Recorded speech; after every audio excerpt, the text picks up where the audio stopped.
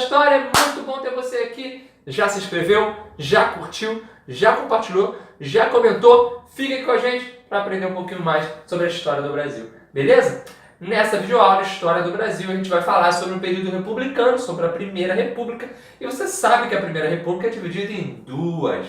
Primeira República temos lá a primeira parte, que é a República da Espada, porque o nosso país foi governado por marechais, o Marechal Deodoro da Fonseca e depois Floriano Peixoto. E depois a gente tem entre 1894 a 1930, a gente tem a República Oligárquica, ou a República dos Coronéis, a República do Café com Leite. Beleza? Então, entre 1891 e entre 1889 e 1894, a gente tem a República da Espada. E a partir de 1894 até 1930, a gente tem a República do Café com Leite. Aí os cafeicultores de Pinas, e principalmente os cafeicultores de São Paulo, vão estar lá por cima, comandando bem o nosso país. Já essa primeira parte é um período de consolidação do modelo republicano, depois de muitas disputas militares por terem dado o golpe da República ou feito a proclamação da República, depende da sua linha de interpretação. No vídeo passado você aprendeu um pouquinho mais e já está pensando livre aí para achar o que bem entende. Depois desse processo de proclamação da República, o golpe da República, o Deodoro exerce como um grande líder, o exerce como foi o grande líder desse movimento republicano, ele acaba tomando as rédeas ali no primeiro momento, e entre 1889 e 1891 vai existir um governo provisório do Deodoro, até a Constituição. Com a Constituição de 1891, a segunda da nossa história, a primeira republicana, a gente tem agora o governo constitucional do Deodoro, que vai durar só alguns meses. Ele vai embora logo em seguida. Beleza? E eu vou explicar tudo nessa parte. Primeiro a gente vai falar do Deodoro, no outro vídeo a gente vai falar do Floriano Peixoto. É bem importante isso, porque cai bastante em prova, principalmente se você for fazer uma prova de um concurso militar, porque isso aqui fala sobre a formação do país com a participação dos militares. Então, galera, presta atenção no seguinte: governo provisório do Deodoro. 1889, temos lá o Deodoro, que não é um republicano convicto, ele é convencido ao longo do tempo a adotar a prática republicana. Ele, inclusive, tinha um pé, na verdade, quase o corpo todo lá no regime monárquico, eram parceiros de Dom Pedro II, enfim. Ele vai aos poucos, era muito difícil fazer a cabeça do Deodoro, e os militares que eram republicanos sabiam que fazendo a cabeça do Deodoro, a República estaria a um passo. E é isso que acontece. Depois que eles conseguem convencer o Deodoro, você viu lá no vídeo passado como é que foi todo esse processo certinho, a República está instaurada, e a partir do dia 15 de novembro de 1889, a gente precisa de um governo republicano. Mas que governo republicano vai ser esse? Vai ser um governo republicano provisório, formado por militares, já que eles foram os líderes do processo, até que sejam feitas eleições de fato. As primeiras eleições no Brasil, de fato, são indiretas, tá? Desse período republicano, tá, galera? Eleições do período republicano são indiretas. Em 1891, a Constituição diz que as eleições seriam diretas, mas que a primeira seria indireta, onde o próprio Congresso escolheria o presidente e o vice-presidente, beleza? Entre as opções dadas. Então, o governo do Deodoro é caracterizado como um governo bem duro.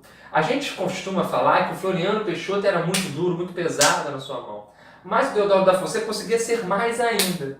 O Deodoro da Fonseca, ele chega já ali no iniciozinho desse governo provisório dele, a baixar dois decretos que quase não são falados, mas que precisam ser comentados pela gente, que são o Decreto 85A, que ficou famoso como Decreto Rolha, e o Decreto 295. Esses decretos são decretos que pautam a censura no Brasil.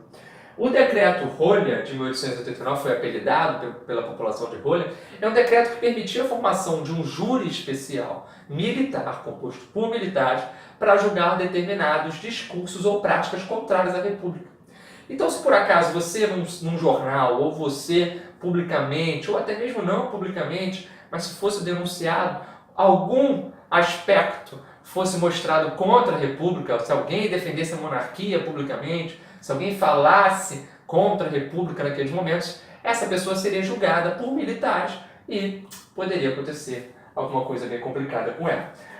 No Decreto 295 de 1890, na verdade, ele endurece o decreto anterior, porque ele diz que a partir de agora qualquer boato né? Qualquer fake news, para usar a expressão atual, qualquer fake news, qualquer boato que for que envolver a figura da República será fortemente reprimido. Então, esses dois decretos são decretos que mostram muito bem como a República não nasce popular. Como a República nasce com aquele pensamento de que, puxa, tem muita gente que ainda gosta da monarquia do Brasil. Pode ser complicada essa ideia de república. Nós não podemos deixar que a semente monarca renasça. A gente tem que sempre estar ali, ó, abafando qualquer um que venha falar mal da nossa monarquia, da nossa república, né? Enfim, isso mostra bastante esse rumo autoritário do próprio Deodoro. E aí o Deodoro começa ainda nesse governo provisório colocando no poder um cara chamado Rui Barbosa como ministro da Fazenda. O Rui Barbosa, ele era um cara, né, intelectual, um cara muito inteligente. E ele vai colocar em prática algo que para ele poderia ter sido muito interessante. Que na visão dele na época seria muito interessante. Poderia ter sido, mas não foi. É a chamada política econômica do encilhamento. Encilhamento é um nome, não se tem muita certeza, mas a maioria dos historiadores apontam que encilhamento é um nome ligado às corridas de cavalo, seria aquele última preparação ali dos cavalos, do jockey, né? Ou seja, tinha que apertar bem ali o cavalo na hora do encilhamento, né? Essa política do encilhamento seria uma política para promover a industrialização do Brasil. Só que, olha o tipo de industrialização que o Rui Barbosa acaba incentivando. Ele pensa na industrialização no Brasil como uma industrialização pautada principalmente na criação de novas empresas ligadas à Bolsa de Valores. O que é isso? São empresas de sociedade anônima onde qualquer um pode comprar ações dela e fazer ali uma pequena participação dessa empresa. Ele estimula a criação de empresas. Ele estimula também que os bancos emitam papel moeda. Isso porque a gente sabe que desde o fim do Império, a gente já tem um problema entre o número de crescimento econômico e o número de moedas que circulam. Quando o Rui Barbosa faz isso, ele quer equiparar esses dois parâmetros para que o Brasil possa de fato crescer. Então vamos juntar uma industrialização forte e vamos produzir bastante papel moeda, porque o Brasil vai de vento em polpa. Só que não dá certo. Não dá certo principalmente pela incapacidade das pessoas de primeiro falarem a verdade. Muita gente criou empresa fantasma nesse período. E segundo, pela incapacidade das pessoas em pegarem esses empréstimos e de fato investirem em empresas ou em ramos ligados à industrialização. Muito dinheiro foi concedido, mas pouco dinheiro foi aproveitado.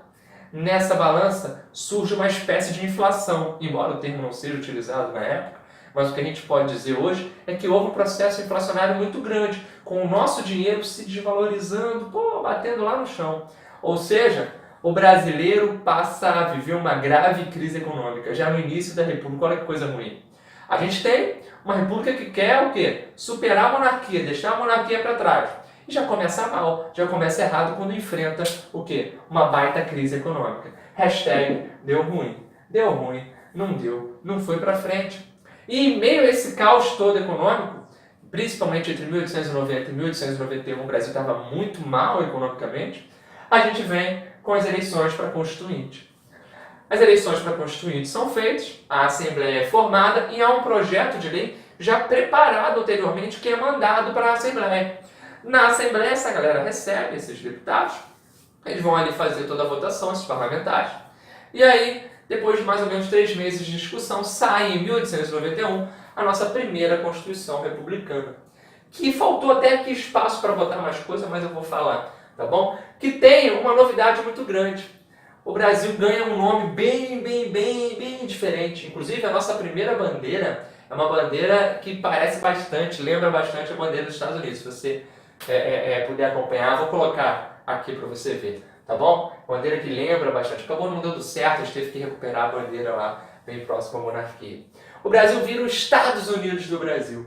Isso vai falar muito sobre a nossa aproximação com os Estados Unidos da América, né? Isso é bem interessante. República Federativa, onde a União é forte, onde o governo federal é forte, mas os estados, aí sim, viraram estados, as províncias viraram estados, né? Mas os estados também eram fortes, tinham capacidade fiscal independente, também tinham capacidade de criar espécies de exércitos locais para sua própria proteção, beleza? Ou seja, era uma república federativa bem interessante, bem ampla para os estados, né? Bem interessante para aquelas elites locais.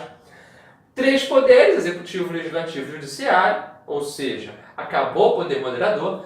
O Congresso, né, o poder legislativo ainda é bicameral, você ainda tem o Senado e a Câmara dos Deputados. O Senado não é mais vitalício, tá bom? A Câmara dos Deputados, um deputado tinha mandato de 3 anos, enquanto o senador tinha mandato de 9 anos. O senador era eleito 3 por estado, enquanto os deputados eram um número proporcional ao número de habitantes, né? Parecido com o que é hoje.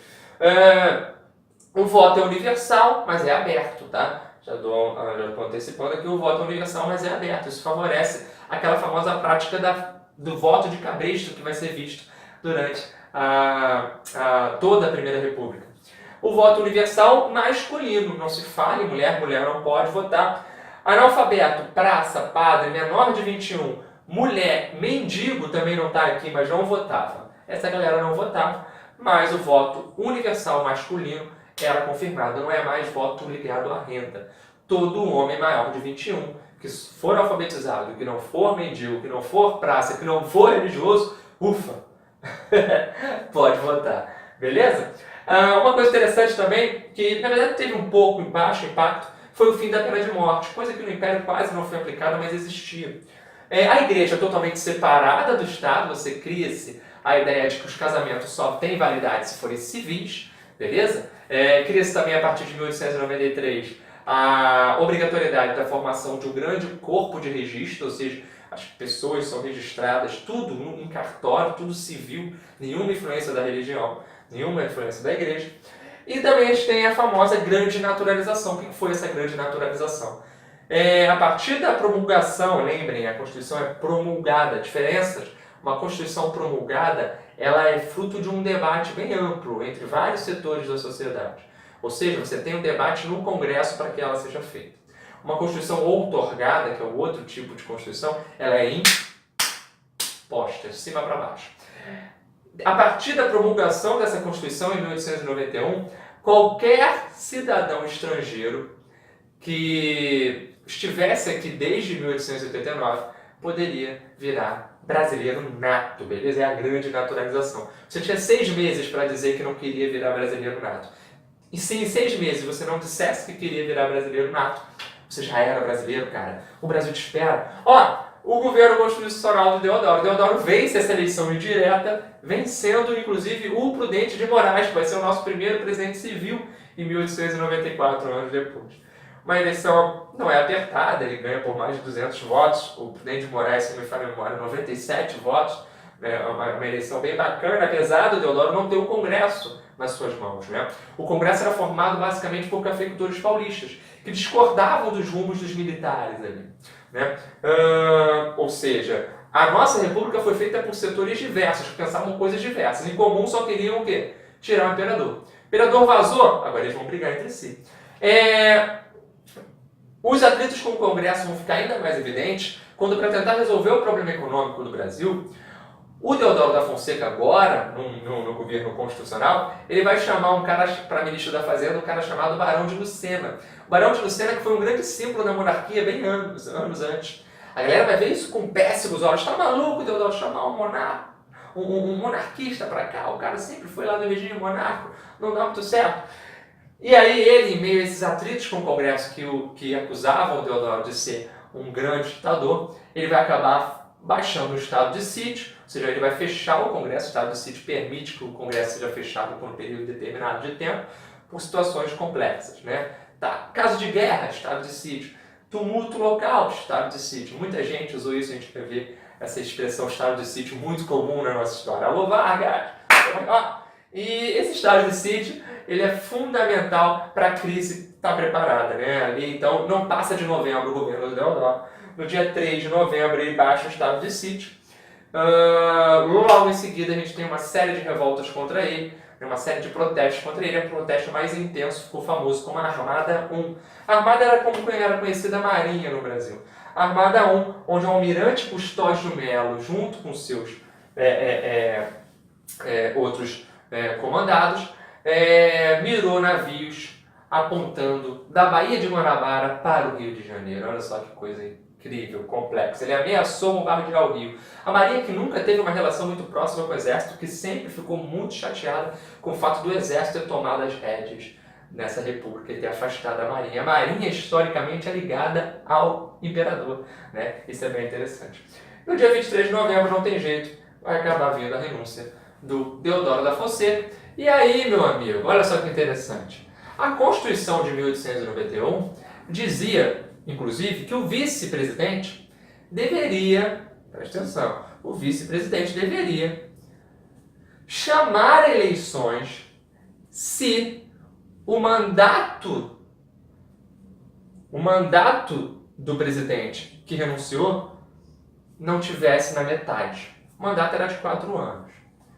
O Deodoro não está, desde a eleição dele indireta, há mais de 2 anos no poder. Então, deveria haver uma eleição direta para o cargo seguinte. Agora eu te pergunto, será que o Floriano seguiu a risco essa parada ou ele tentou burlar essa primeira lei aí? A primeira vez que a Constituição já foi burlada de vez no Brasil. A gente vai ver no vídeo seguinte. Beleza, galera? Grande abraço aí. Curte, se inscreve, compartilha. Eu vou chegar aqui pro lado. Vou até sair da tela para você poder tirar uma foto bem bacana. Show? Tirar aquele print, muita gente me pede. Beleza, galera? Se inscreve aí. Bons estudos e tamo junto.